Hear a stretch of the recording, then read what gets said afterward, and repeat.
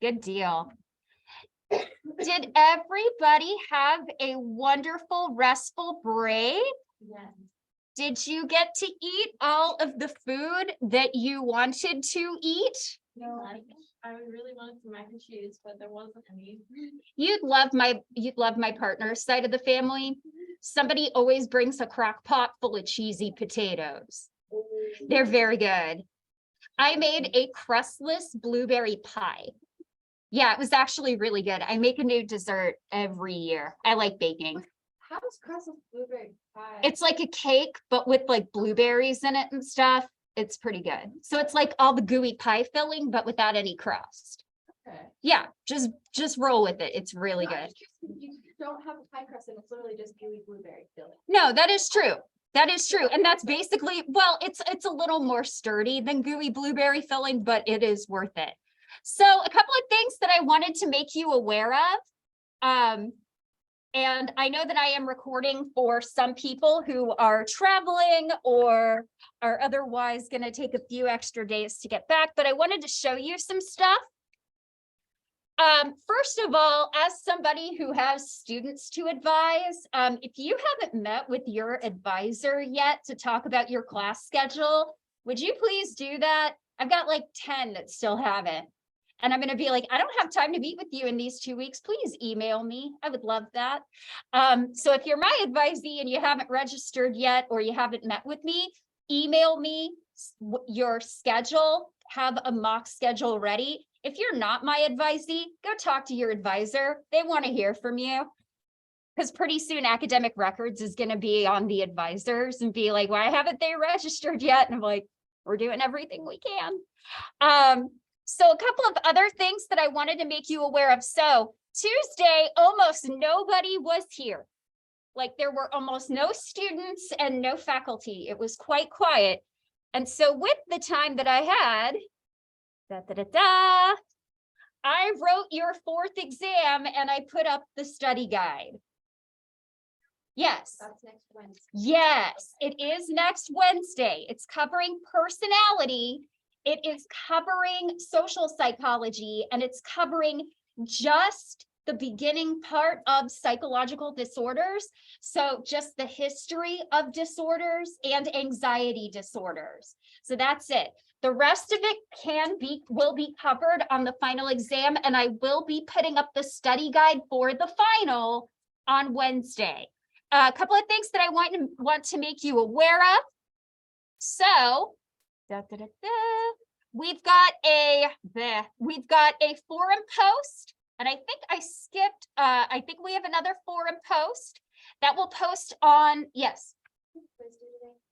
We have a quiz due. We have 2 quizzes. We have quiz number 9 that is due on the 30th, and I think quiz number 8 is due today. Okay. Yeah. So quiz number 8 is on personality. Quiz number 9 is on social. So let me see what else. Okay, so we have our final quiz that'll post on Friday. We have our final forum post. I'm going to post that later today.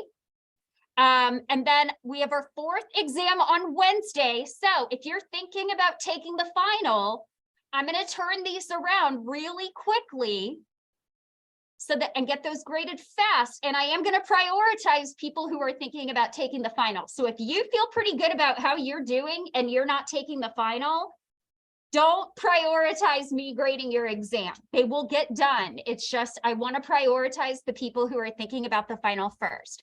Our optional final is Wednesday, the 14th from 10 to 12. It is 50 multiple choice questions. It is cumulative. There's no short answer. You are going to get a study guide and a review session. And I'm going to give you an option of bringing in a cheat sheet. The cheat sheet can be front and back. You can write out all the answers on the study guide, and as long as it fits on your cheat sheet, I am totally fine with that. And sometimes I give out an award for who has the smallest writing. So that's going to be on Wednesday, the 14th, pretty much.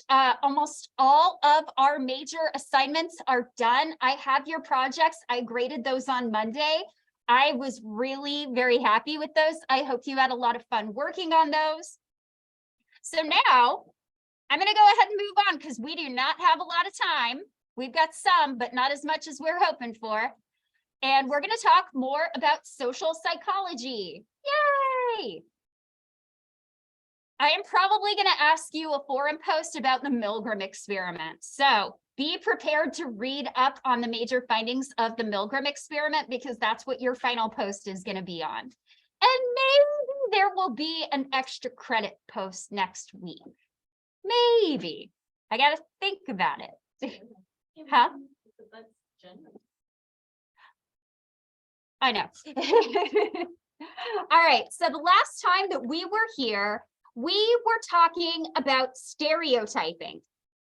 So one of the things that is really important to know is that in general, it is very difficult for us to give every single person that we meet the time and the attention that they deserve to treat them as an individual person. We are in a world that is constantly trying to capture our attention. Our resources are limited. We don't always have the energy that we need to be able to process everybody as an individual. Now, am I saying that stereotyping is okay? No, I am not. However, your mind, when we are in situations where time is limited, where resources are limited, we are going to try to simplify the world in a variety of different ways. And that means that we are going to put people into categories. We are going to try to fit the world into different boxes. So part of the reason that stereotyping happens is because of our cognitive limitations. Now, as a reminder, I am not saying that this is okay. However, you should be aware that when your time or your energy or your attention is limited, you're going to be more likely to fall back on these stereotypes. And the other thing that you need to know is that these are automatically activated. These, so going back to kind of our dual track mind that we've been talking about this whole semester, we have a very conscious, effortful process, and we have a very fast automatic process. A lot of what we learn about stereotypes does not come from our own experience, but it comes from our exposure to media. It's our exposure to different stories that we hear and things like that. So when we run into these situations, even if we are consciously aware that these stereotypes are there, these are things that are automatically activated through the 20, 30, 40 years that we've spent being alive and getting messages from our culture, even if we don't consciously agree with those things. So these are automatically activated.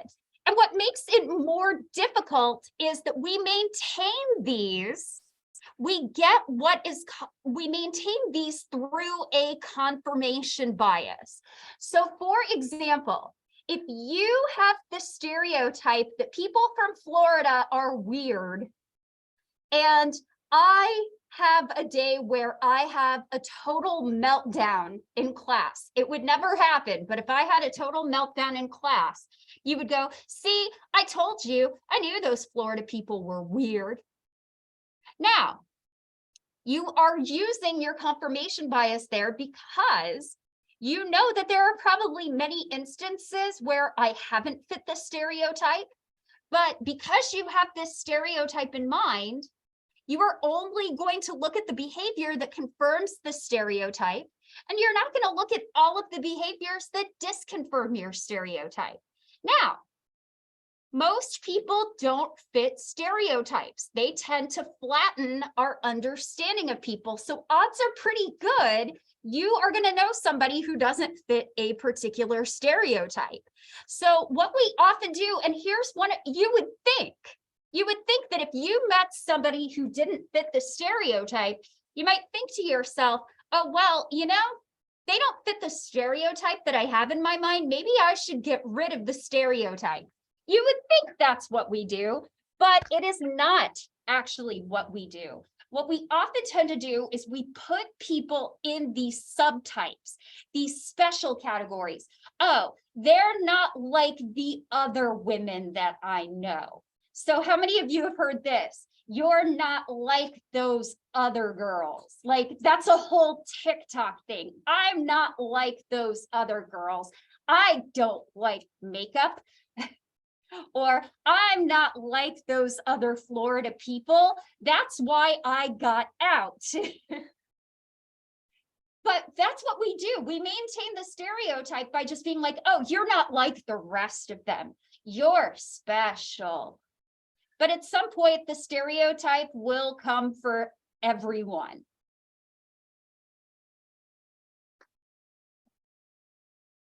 And additionally, there is the notion of a self-fulfilling prophecy. So generally, being stereotyped by other people can affect our behavior.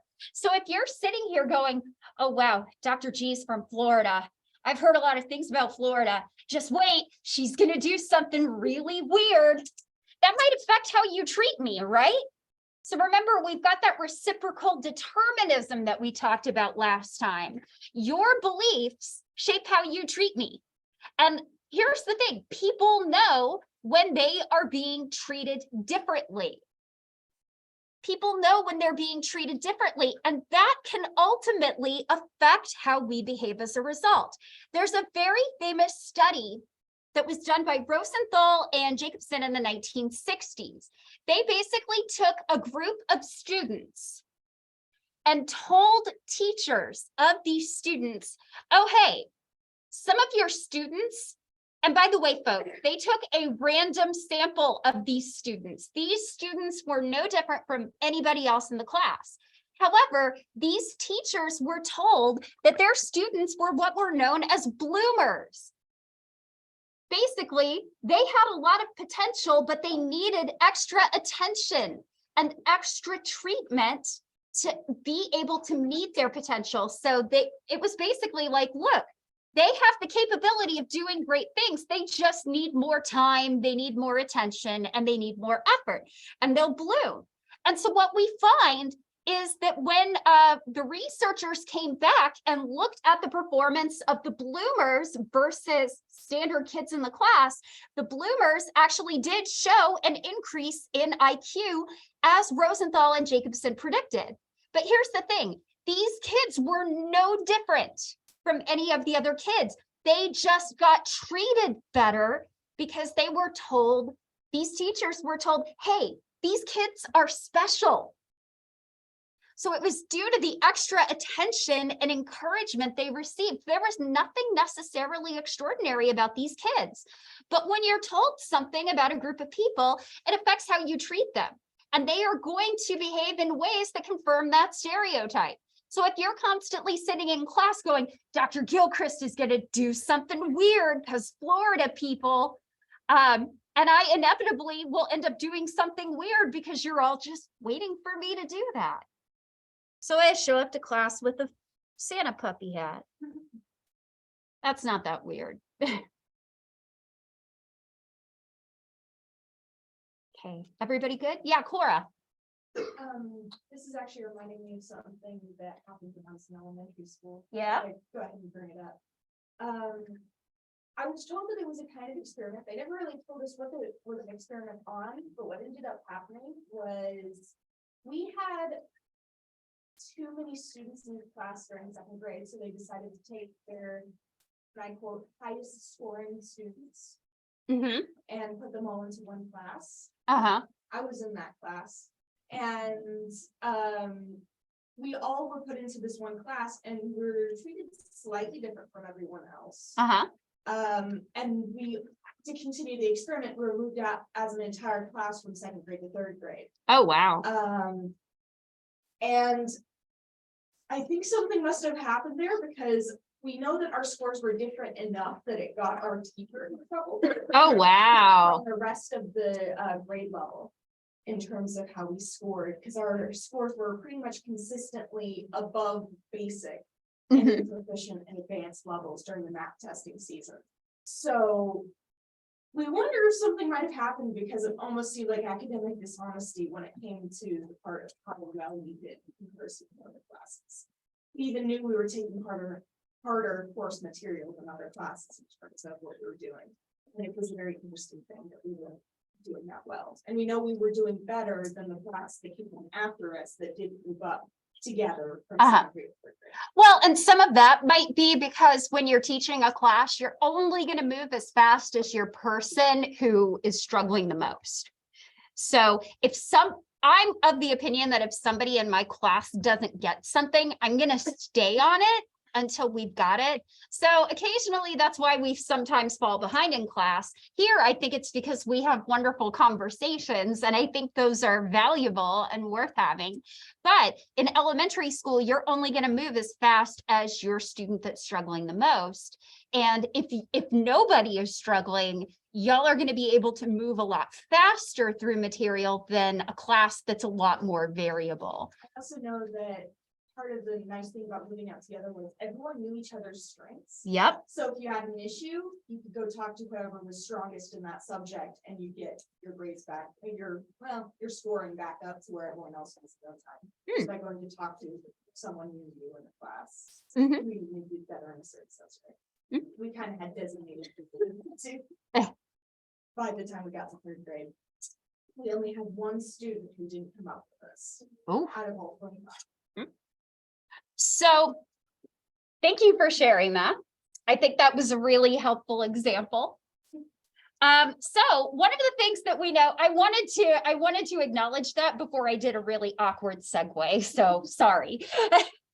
All right. So one of the things that we know is that negative stereotypes in general are going to lead to things like prejudice and discrimination.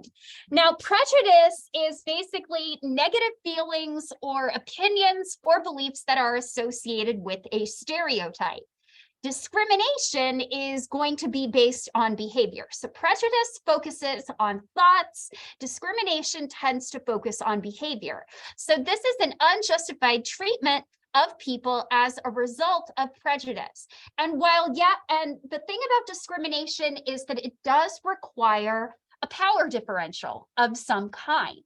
It is a systemic problem. So, while you or I can do better interacting with different marginalized groups and trying to be open-minded and be kind and equitable to everybody, these are bigger issues than at the individual level. These are going to be systemic in nature. These are not just things that are in the hands of individuals. They are in the hands of the media that we consume, in the corporations that run, and hire people and things like that. So it's much more systemic in that sense. So to be able to discriminate, you need to have some sort of power to be able to enact this system.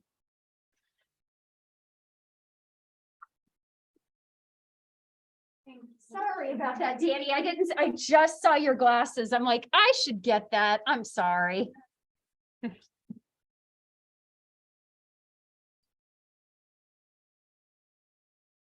Okay. Everybody good? Okay. Now, what sort of biases lead to prejudice and discrimination? And researchers have brought up a few different ideas. The first is scapegoating. So basically, one of the things that we know is that when you are struggling, it is very, very easy to engage in discrimination against other groups, because while things are hard for you, but at least you have some privilege that other people don't have.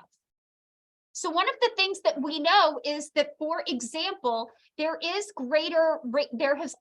been pretty well documented that there are often going to be greater amounts of self-reported racial prejudice in areas that have had economic struggles, areas that have a lot of economic strife.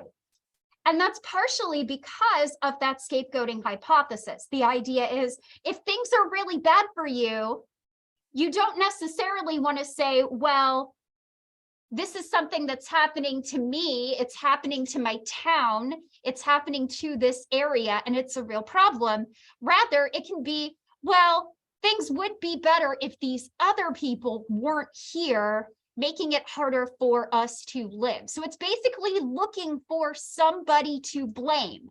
And oftentimes what we're going to find is that when people are struggling, they are going to blame a marginalized group.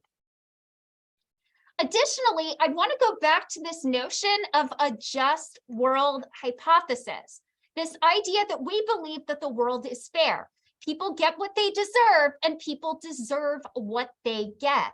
So there's this idea that if you are being treated differently, if you don't have advantages that people from other groups have, it's because you aren't working hard enough, or you're lazy, or things like that.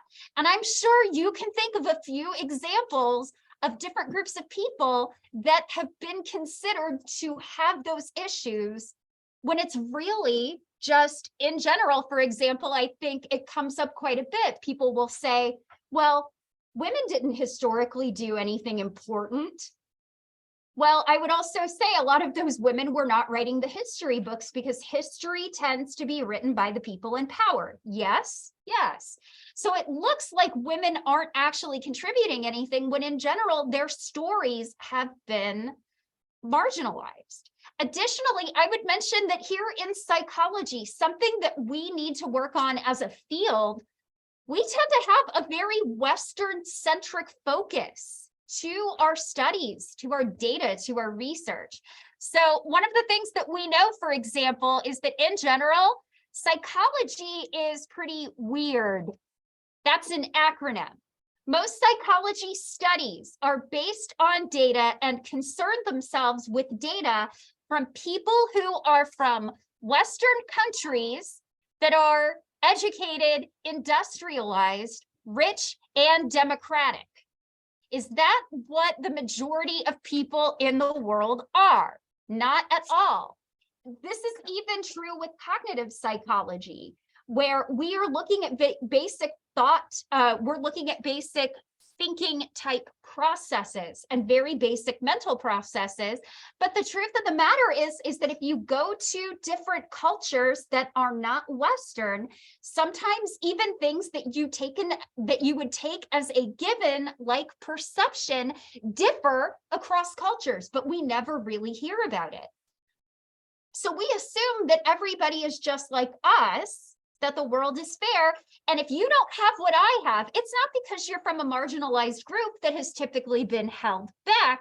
It's because you're not working as hard as me. I deserve what I got. You deserve what you get. You do less than me. You deserve that.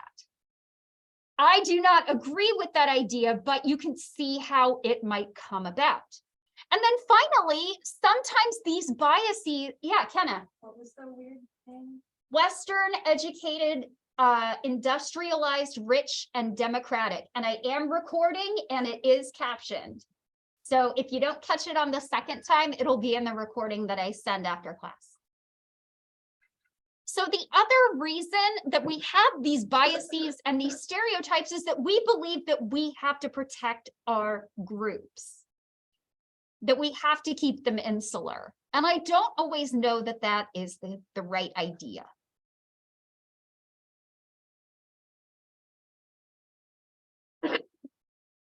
And generally, here's where it gets tricky. So one of the things that we know that often tends to help is by diversifying your feed, getting to know people better, especially people that don't have your perspective. That's one of the great things I love about being in a college.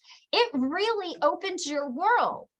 When I was in college, it completely opened my world to get to know people who thought different things than me, who had different experiences than me.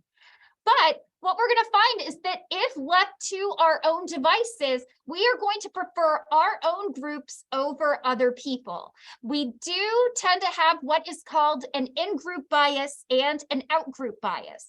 We tend to favor our own groups over other groups.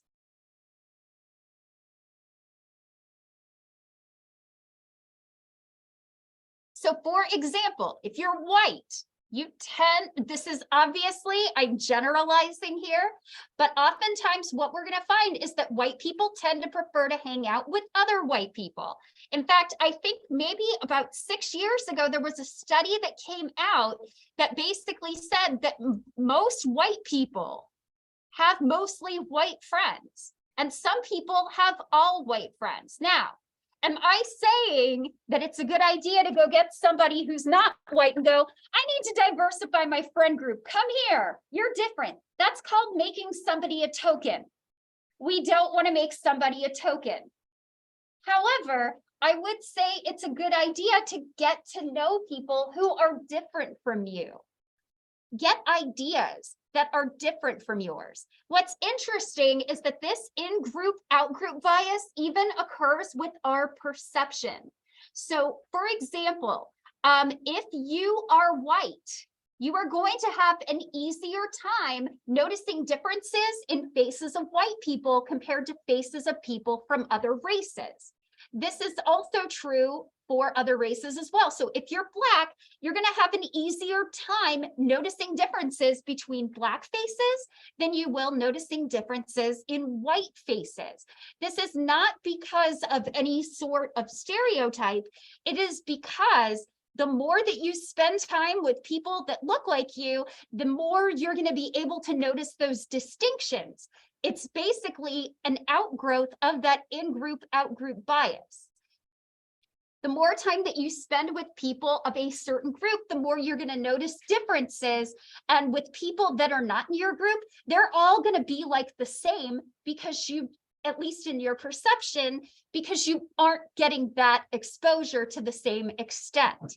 And interestingly enough, too, we find that not only is this in-group, out-group bias something that happens with perception, but stereotypes that we have unconsciously influence our perception of whether somebody is holding a tool or a weapon. So we were kind of talking about this in my cognitive psychology class. So in Sweden, over the past 10 to 20 years, they've had an influx of, Sweden on its whole is a pretty homogenous country, but they've had over the past 20 years an influx of immigrants. And that has led to a lot of anti-immigrant sentiment and also an overrepresentation in crime statistics. And so what they actually did was they had students, either students that were Swedish or students that were immigrants, basically watch a simulated robbery that was either committed by a Swede or by somebody who was a recent immigrant. And in general, most people were likely to misidentify an innocent immigrant as the criminal because they have a stereotype. This person from this marginalized group is more likely to commit a crime. It influences our perception of things. And it's part of the reason why how we report our crime statistics really matters, because that also creates a stereotype in our mind of who we think a criminal is likely to be. So how do we attempt to overcome this? Well, there are a couple of different things. I would say your information diet is probably one of the most important things that you can do. If you want to, so I mentioned that a lot of these biases are automatically activated. These are things that are transmitted to us through various facets of our culture. So how do we change that? Well, what we can do is we can change our information diet, diversify our feed, read books from people that are different from us, from a variety of different perspectives. Acknowledge that you do not have a handle on all perspectives. Everybody is coming from a different reality, and it's important for you to understand that not all realities are going to match your own. Additionally, we know that cooperating with other people can actually foster understanding. This was a case for Sharif, who had a group of campers basically participate in a simulated lab experiment. So what they did is they had these groups of boys go to a summer camp. They spent the better part of 6 weeks and it might have been more than that. I'm not actually sure on the time now that I mention it, but they spent the first period of the camp basically getting these two groups of boys to compete with each other. They were competing for resources that were scarce. And guess what happens when you have a scarcity mindset? Life becomes a zero-sum, life becomes a win-lose game. I get this, you don't. When you foster competition for scarce resources, what a surprise that the two groups don't like each other. But when Sharif had them work together to meet a common goal and cooperate with each other, they liked each other a lot more. So focusing on cooperating with other people can help foster our understanding. And I would say interacting with diverse groups of people and getting to know them as individuals can also help. Be mindful that your mind wants to create stereotypes, and do your best to be conscious of those things where you can.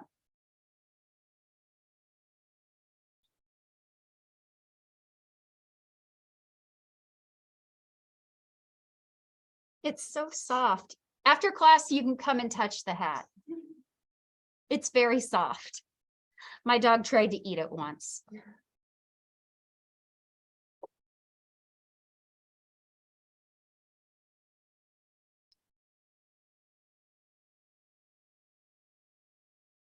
Okay. So we're going to move on to talking about attitudes and behavior. And by the way, these notes are in full online based on that research study that I told you about last week. Giving full notes is helpful. So that's what I'm going to do. So we're going to talk about attitudes and behavior. So can somebody tell me something that they believe or an attitude that they have? Somebody tell me something you believe or have an attitude about. An attitude is basically a statement of belief that you have. Here's an attitude. It's important to eat breakfast. Can somebody give me an example of another attitude that they have? Yeah, Luca. Okay, it's important to be honest. Anybody else? Any other attitudes? Anna. In creating a better society, we make things harder for each other. Okay. Cora. Fantasy fiction should not be considered mobile, meaning it should be part of the advanced course in any kind of literacy class. You've got some people raising their fists with you. It sounds like quite a few of us are in agreement on that. Anybody else? Any other attitudes that you have? Yeah, Aurora. Golden rule. Or I'm a big believer in the platinum rule. Treat people better than they treat you. Because sometimes not everybody's going to treat you well. So here is my question. All of you said these things, and I'm going to pick on Luca. Luca, you mentioned that it's important to be honest. Do you think your attitude that it's important to be honest perfectly predicts your behavior? Honesty is important. Have you ever told a lie? Okay. But in general, you try to be honest where you can. But it's not a perfect predictor now, is it? I think the breakfast is really important. Do I always have breakfast? No. So the question becomes, do your attitudes perfectly predict your behavior, or does your behavior affect your attitude? So here you can kind of see that our behavior is determined by a few different things. Yes, your attitude counts for certain things, but there are external influences. So for example, if you think it's important to be honest and not lie, and your friend comes out in a dress that's not really very flattering, but they really seem to like it, and they go, what do you think? Are you going to be honest and be like, that's not really very good for you? That's not a good fit for you? Or are you going to say, yeah, it looks great? Most of us are probably going to pick the latter over the former. Most of us are going to go, yeah, it looks great. Technically, that's lying, but it's a case where you really don't want to hurt somebody's feelings. The external influence changes your behavior despite what your attitude says. No, I will say there are some people who value honesty above everything. I've had people just go, yeah, that dress isn't your color. And I'm just like, whatever. The important thing is that I like it. So what are attitudes? Attitudes are basically feelings, beliefs of different objects, events, or ideas. I know it's super vague. Attitudes can be a lot of different things. Your attitudes are going to be shaped by context.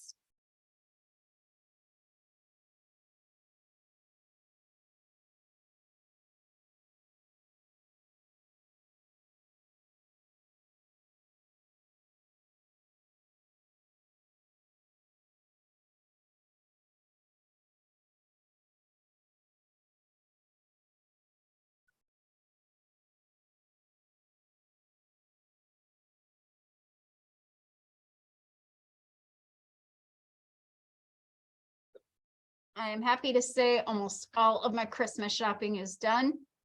I bought people a bunch of gift cards, and I'm actually annoyed at Abercrombie because Abercrombie actually charged me shipping to mail a gift card.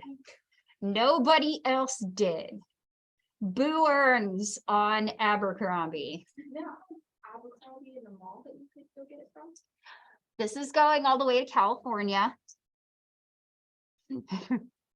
It's easier to have it mailed to my sister than to go through the rigmarole of mailing it. Oh, look, it noticed it. I love the transcript. It's been fun watching it the whole class, and like sometimes it gets the words right, and sometimes it's so wrong that it's like I just laugh. It got you pretty good. I just pull up. What? Okay. So how do attitudes affect behavior? So sometimes behavior absolutely fits with attitudes. So for an example, I don't like smoking. Now, do I think it's bad if you are a smoker? Well, it's probably not the healthiest thing you can do, but I also know it's a very hard addiction to kick. I teach drugs and behavior, folks. I know smoking is one of the hardest addictions to quit. Also, my mother and my sister are smokers. They smoke e-cigarettes, but they are still smokers. So I don't like smoking though. So guess what? Do you think I'm a smoker? I am not. I am not. This is a very simple attitude. So a lot of your simple likes and dislikes are actually going to be perfect predictors of behavior. So for example, is there anybody here that doesn't like running? Okay, how many of you that don't like running don't run? Cool, it's a simple attitude. It's a pretty good predictor of your behavior. Now, on the other hand, we can have complex attitudes where we don't have perfect predictors of behavior. So, for example, it's important to be honest. That is going to be a much more complex attitude because it's not a perfect predictor.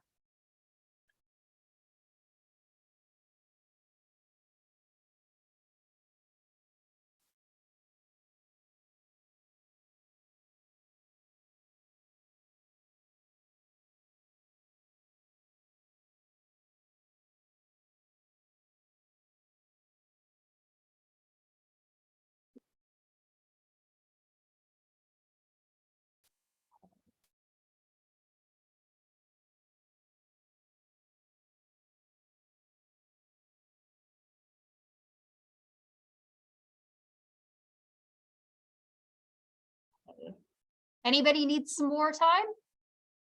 All right, very good. So here's an example. You don't need to write this down. Do you believe that exercising can be helpful and help you be healthy? Yeah. Okay, cool. Do you exercise regularly?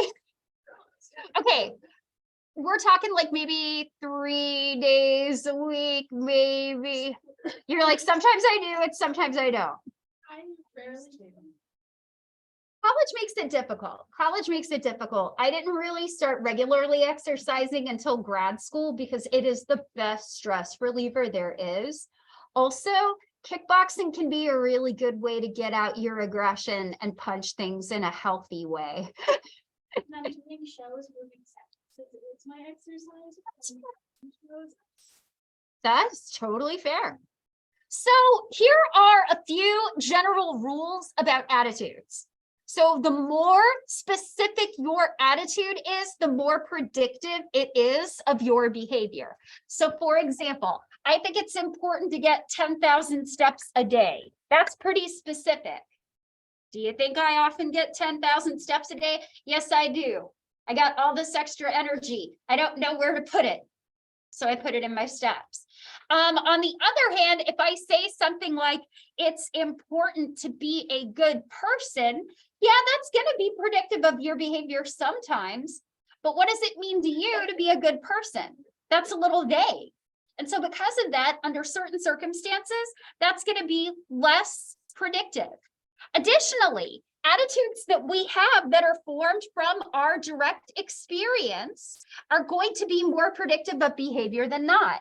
So for example, is there anybody here who drives without wearing a seatbelt? Cool. Yeah, I know that annoying noise will make you put on your seatbelt. When I will tell you this, when my partner and I are going to Cotty for brunch or we went to the dance concert a couple of weeks ago, because we're just going a couple of blocks, he doesn't put his seatbelt on and it beeps the whole way there. And I hate it. It's just not that hard to put on your seatbelt. He Why? doesn't wanna. I don't know. I do not know. But I believe that putting on a seatbelt is really important. A part of that is from my personal experience. When I was 4 years old, I fell out of a moving vehicle in a parking lot. And I didn't have my seatbelt on. My grandmother had a problem with her Buick. Even if the door was closed, sometimes it would fly open unless it was locked. We were in a parking lot trying to visit my mom, so the car door was not locked. She started to drive, the door flew open. I didn't have my seatbelt on. I flew out. And now there are wonderful pictures of me at the age of 4 pointing at my black eye from landing on the pavement. I wear a seatbelt every single time. I have gotten the flu before and it kicked my butt. That's why I get a flu shot every year, because I hated it. It was not fun for me. Additionally, remember that I mentioned that your brain has a negativity bias. Negative information tends to stand out to us more. So we tend to develop negative attitudes very quickly because that information sticks out to us. So things like, I don't like this. I don't like that. I don't like that. That tends to form pretty quickly. Positive attitudes take more time.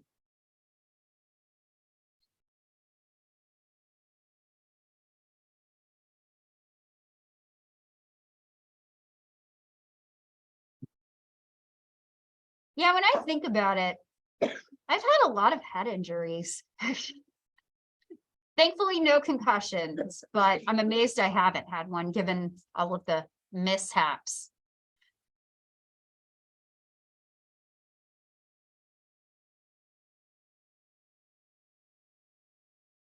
Okay, everybody good? Okay. So attitudes are often formed through experience and through socialization. So for example, like, how many of you are suite mates? How many of you are suite mates? Okay. And so one of the things that we know is you're probably going to like your suite mates a little bit more than you like people that are outside of your suite. Now, I'm not saying that doesn't happen, but in general, you're going to like people that you have more exposure to. So one of the things that we know is that the repeated exposures that you have to people actually helps foster liking. So here's kind of another example of mere exposure. So the more that you see somebody, the more you're going to like them. Familiarity helps enhance our liking. So we know, for example, that people who live closer to areas in apartment buildings, areas like the stairs and areas like the mailboxes, if you live near those areas, you're going to have more friends in that complex than people who don't. Why? because there's greater opportunity for you to run into somebody in those spaces and have a repeated exposure. So that creates liking. We also see this with things like our photos. How many of you love selfies, but you hate it when people take pictures of you? Me too. How many of you have ever looked at pictures of yourself that other people have taken of you and you're like, I don't like how I look there? You know why? Because what are you used to seeing? Your mirror image. So what we know is that you tend to like your mirror image. And if we flip pictures so that they show your mirror image, you tend to like those better because that's what you're used to seeing.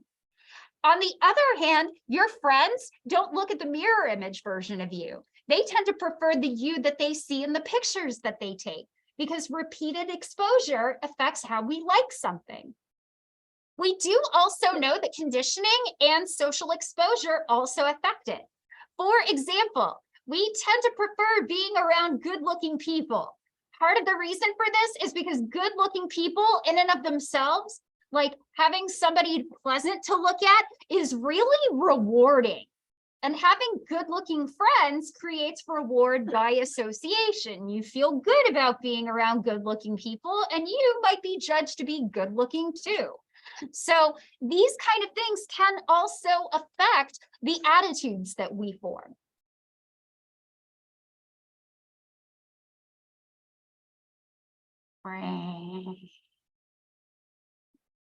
I did not say right.